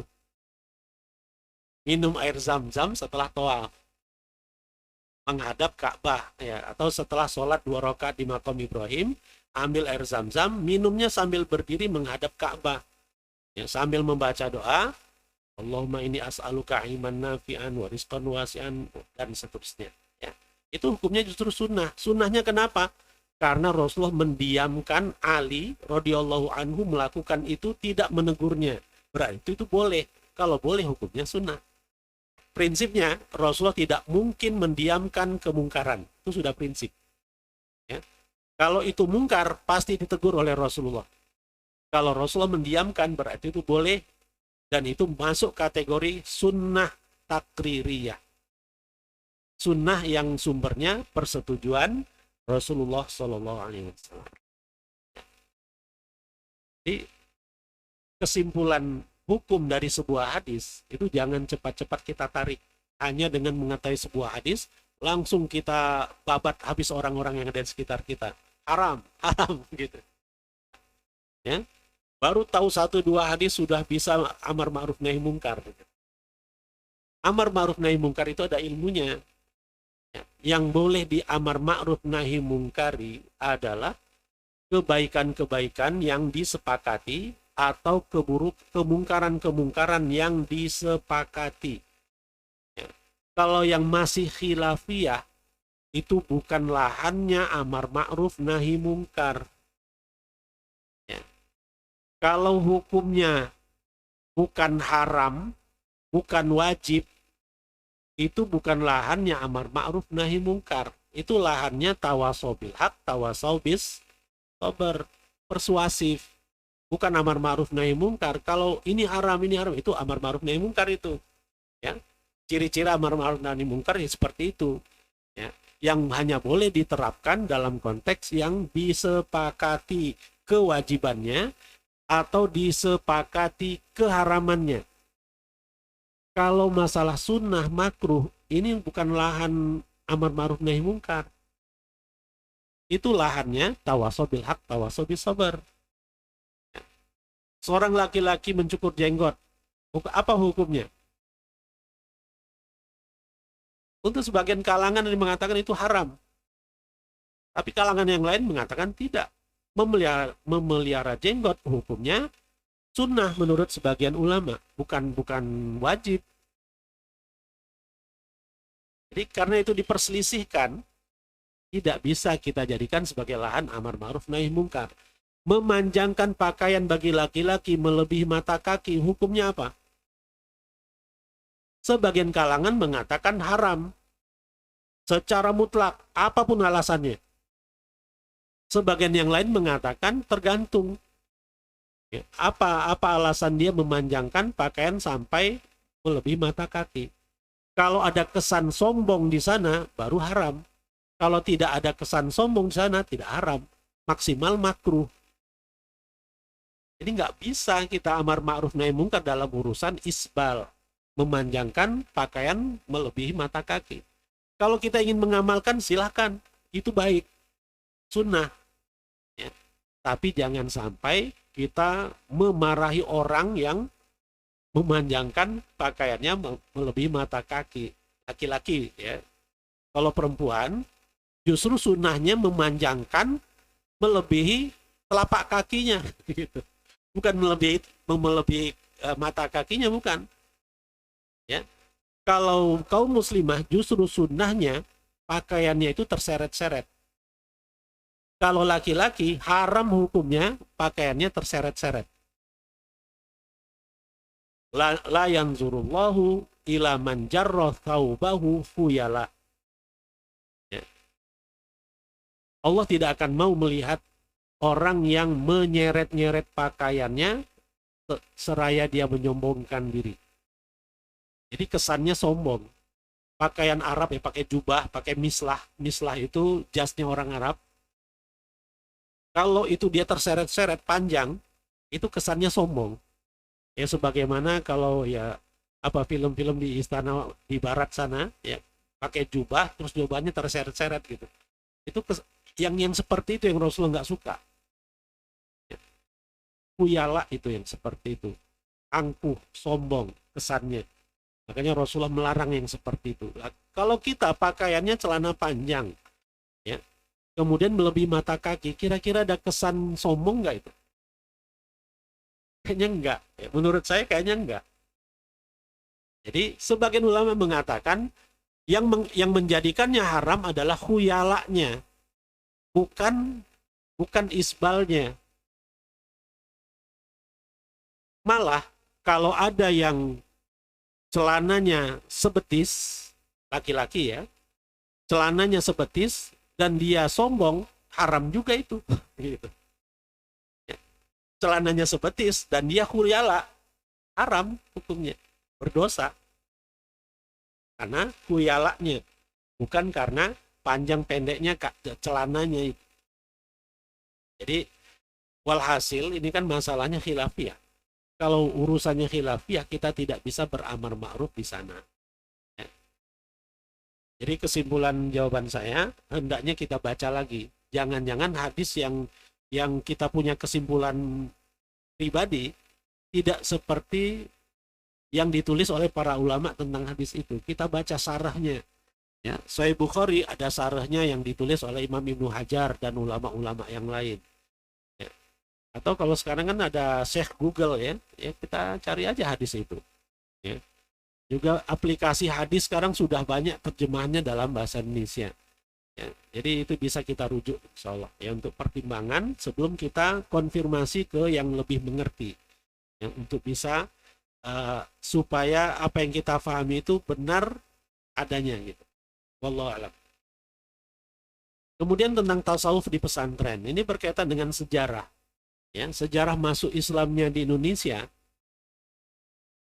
ini bisa kita katakan ini kaedah lah ya. Tentang mazhab fikih ini sudah ada sejak 1000 tahun yang lalu sudah ada mazhab fikih. Bukan hal yang baru. Bahwa umat Islam ada yang warnanya mazhab Hanafi, mazhab Maliki, mazhab Syafi'i, mazhab Hambali, bahkan dulu ada mazhab Auza'i, ada mazhab Imam Nakhai, ya, mazhab Imam Ats-Tsauri, banyak. Cuma yang punya pengikut sampai sekarang yang 4 ini yang populer. Mazhab Hanafi, Maliki, Syafi'i, dan Hambali. 4 ini yang populer. Ini menjadi kenyataan sejarah kita. Ini kaedahnya. Kalau di suatu negara mayoritasnya bermazhab Syafi'i, maka yang akan berkembang di wilayah itu dalam ilmu akidah, dalam akidah adalah akidah Asy'ariyah. Kalau di suatu negara mayoritas rakyatnya, masyarakatnya bermazhab Hanafi, dalam akidahnya dia bermazhab Maturidi. Maturidi dengan Asy'ari mirip-mirip.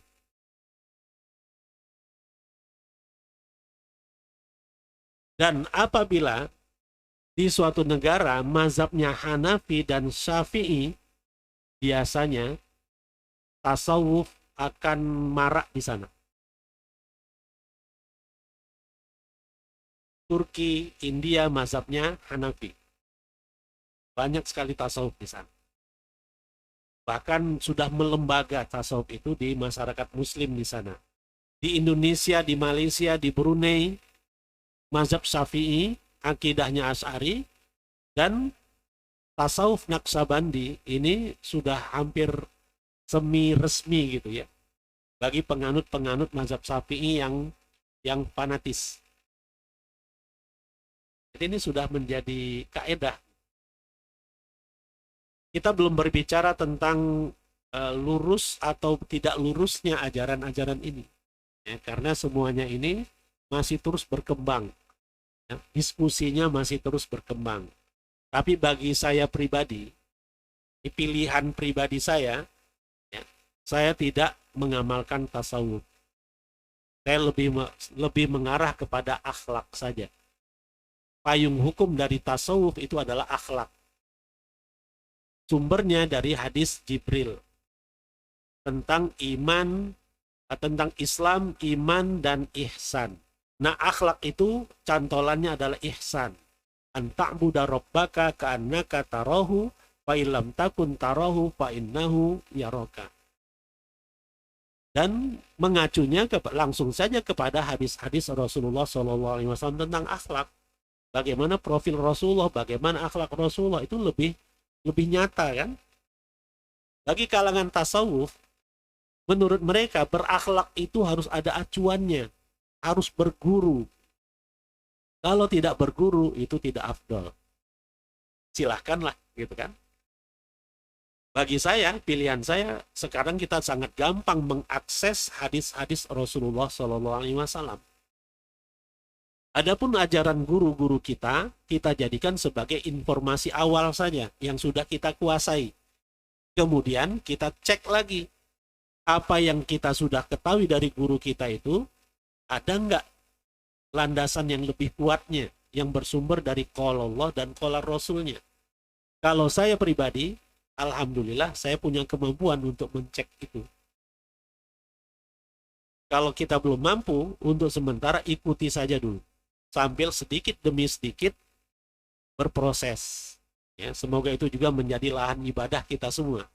Ya, kita punya itikat baik, punya niat baik untuk mendekatkan diri, ya, untuk mendekatkan cara ibadah kita seperti yang Rasulullah SAW pernah ajarkan. Minimal itu. Sementara ya ikuti saja dulu, jalan saja dulu. Ya, nggak usah tidak usah dipusingkan dengan tudingan ini sesat ini, dan nggak usah dulu. Amalkan saja dulu. Ya. Secara umum tidak ada yang salah. Secara umum tidak ada yang salah dari apa yang sudah biasa kita amalkan sejak kita belajar agama di SD dulu sampai sekarang. Secara umum semuanya benar. Cuma ada yang lebih benar. Ada yang lebih tepat dari apa-apa yang pernah kita pelajari dulu atau yang kita praktekkan sampai sekarang ini. Makanya saya katakan tadi, jangan berhenti belajar. Ya. Tolabul ilmi utlubul ilma, atau tolabul ilmi minal mahdi ilal lahdi dalam pepatah Arab. Ini bukan hadis. Menuntut ilmu itu dari buayan sampai ke liang lahat. Ya, jadi tidak ada waktu akhir, ya. Tamatnya dalam menuntut ilmu itu tidak ada. Wallahu alam. Ya, jadi pesantren ini berkembangnya sesuai dengan pemahaman keislaman pendiri pesantrennya. Kalau pendiri pesantrennya benar-benar penganut mazhab Syafi'i tulen, ya, berguru dari gurunya yang juga bermazhab Syafi'i, ya, juga dari akidahnya benar-benar Asy'ari tulen, apalagi kemudian ditambah dengan tasawufnya Naksabandi, ya, atau Syadzili atau apapun. Nah, itu akan berpengaruh kepada warna santri-santrinya, warna kurikulum yang ada di pesantren itu. Sekaligus akan berpengaruh kepada bentuk-bentuk ibadah yang diamalkan dan diajarkan kepada para santri. Beda dengan pesantren modern. Ini istilah masyarakat, ya, bukan istilah yang dicanangkan oleh pendiri pesantren itu. Masyarakatlah yang mengatakan itu pesantren modern atau pondok modern. Pondok modern itu konsepnya seperti apa? Dia tidak mengacu langsung kepada satu mazhab. Kiainya, ya, sebelumnya punya latar belakang yang berguru pada beberapa jenis mazhab, aliran-aliran. Dari mazhab Syafi'i, kiainya pernah belajar. Kemudian dia juga aktif dalam gerakan-gerakan keislaman yang ada di zaman itu. Kan di tahun 30-an, 40-an, 50-an itu pergerakan Islam marak-maraknya itu. Ya, muncul dan sampai ke Indonesia. Sebagian kiai-kiai tadi ikut acara-acara, ya, konferensi lah, apa macam-macam lah seperti itu, dia ikut. Itulah yang kemudian mewarnai pesantrennya, sehingga di pesantrennya tidak sarungan terus. Pakai sarung itu hanya untuk sholat 5 waktu, wajib pakai sarung. Sedangkan kalau ke kelas harus pakai celana dan bajunya dimasukkan. Kemudian ada latihan pidato. Dalam latihan pidato yang bertugas untuk berpidato harus pakai dasi dan pakai jas. Kemudian guru-gurunya wajib pakai dasi dan boleh pakai jas. Gara-gara itu di tahun-tahun 40-an, 50-an sudah seperti itu. Wajar kalau kemudian masyarakat sekitar, ya, menstigmakan ini pondok modern. Jadi stigma pondok modern itu dari masyarakat, bukan dari kiainya. Dan ajarannya pun bukan ajaran khusus kitab ini enggak. Fikih yang diajarkan langsung muqaranatul madzhab, perbandingan mazhab, ya. Dalam urusan bersedekah disebutkan dalam kitab Bidayatul Mujtahid yang diacu di pondok-pondok modern itu ada 4 versinya. Menurut mazhab Hanafi, menurut mazhab Hambali di atas, di bawahnya ini mazhab Syafi'i, di bawah pusar mazhab Hanafi yang tidak sama sekali mazhab Maliki. Itu diajarkan di pesantren modern. Nah, santri ketika mereka keluar dari pondok modern ini, ya, mereka mempunyai wawasan yang luas, tidak gampang menyalahkan, tidak gampang menyalahkan orang lain yang bersedekap di sini atau di sini. Mereka sudah belajar dulu bahwa dalam versi ibadah itu ada banyak versinya menurut mazhab-mazhab Islam. Kita bandingkan dengan pesantren. Nah, di pesantren biasanya acuannya satu kitab, satu mazhab. Itu yang kemudian diturunkan dari guru ke santri. Ya. Huruf per huruf, sorogan. Keluar dari pesantren itu, santri akan mempunyai image Islam adalah seperti yang diajarkan di pesantren dia. Cara sholat adalah cara yang pernah dia pelajari dari kiainya. Yang bisa jadi dia punya kesimpulan yang lainnya nggak benar. Bisa jadi dia punya kesimpulan seperti itu. Karena yang dipelajari cuma satu versi. Ini perbandingan dari sisi fikih. Nah, kalau di pesantren modern, tidak diajarkan tasawuf. Kalau di pesantren biasa dikatakan pesantren tradisional, ya karena kiainya itu satu paket dia pelajari dari gurunya dari gurunya itu satu paket, akidahnya Asy'ariyah, fikihnya Syafi'i, kemudian di situ pun ada tasawufnya. Akhirnya diturunkan ke santrinya itu dalam satu paket juga. Ibadah para santrinya pun terbentuk ketika mereka masih nyantri di pesantren itu. Ya. Cara sholatnya, cara zikirnya, ya. Kemudian dalam 1 tahun itu ada peringatan apa gitu. Itu ajaran dari kiainya. Kiainya dari gurunya, guru dan seterusnya gitu. Ya, itu sedikit gambaran ya tentang beberapa jenis pesantren yang utama itu modern dan tradisional. Ya, kemudian ini pecah lagi ya menjadi bervariasi. Wallahu alam ya. Terakhir, bagaimana kalau kita tidak tahu kualitas hadis? Ya, yang namanya nggak tahu, ma'fu anhu, rufi al-qalam. Ya. Dan Allah Maha tahu bahwa kita tergerak untuk mencari tahu. Gitu. Yang salah adalah sudah tidak tahu, tidak mau cari tahu. Itu nggak ada nilai tambahnya. Idealnya ketika kita tidak tahu, kita terus punya pertanyaan, ini hadis ini baru kita dengar, ini benar atau tidak? Kita cek langsung. Jadi semakin kita tergerak untuk mencari, semakin tahu kita bahwa ilmu kita ini nggak ada apa-apanya gitu. Di hadapan luasnya ilmu Allah Subhanahu wa Ta'ala.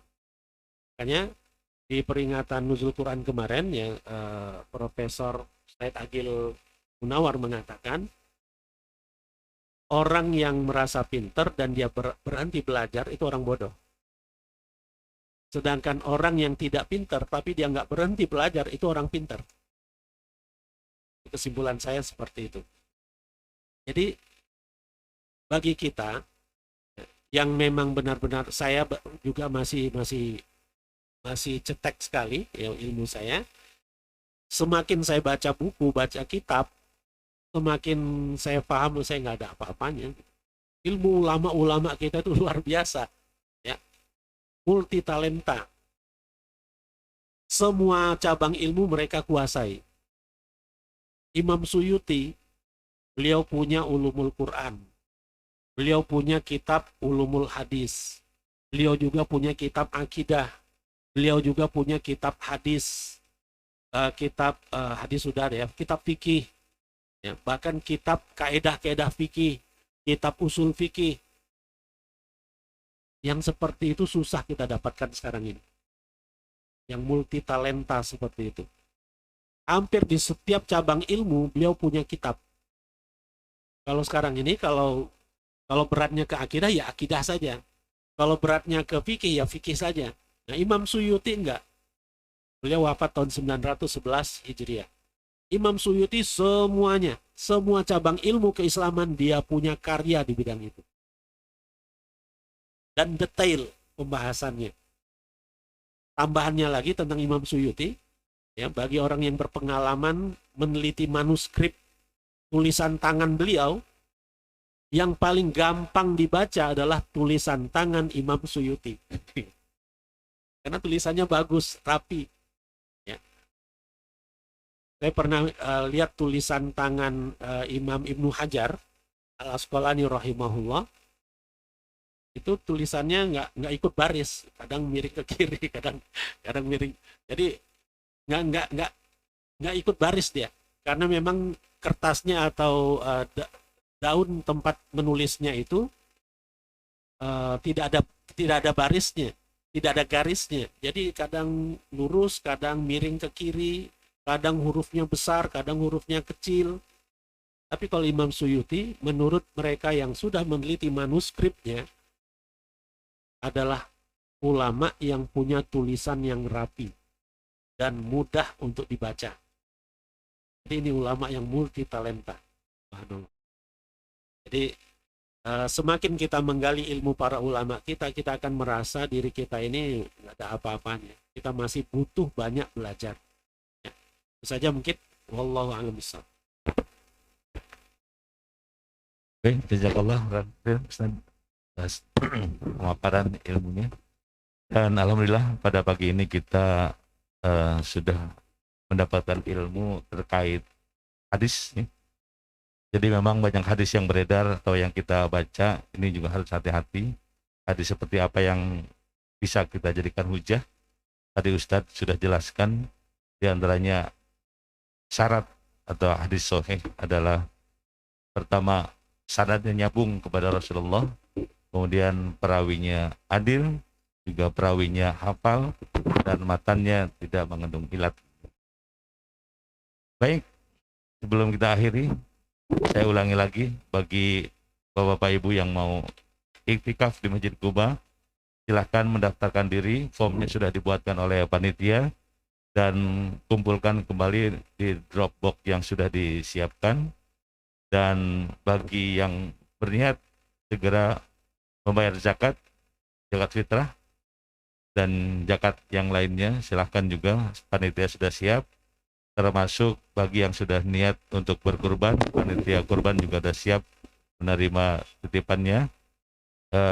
Saya rasa bapak-bapak yang masih aktif bekerja atau bahkan pensiunan, THR-nya sudah masuk rekening, silahkan sisihkan 1/7 dari THR-nya barangkali untuk dititipkan sebagai dana untuk pembelian hewan kurban.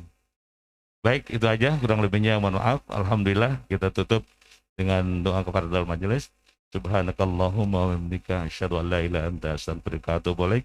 Wassalamualaikum warahmatullahi wabarakatuh.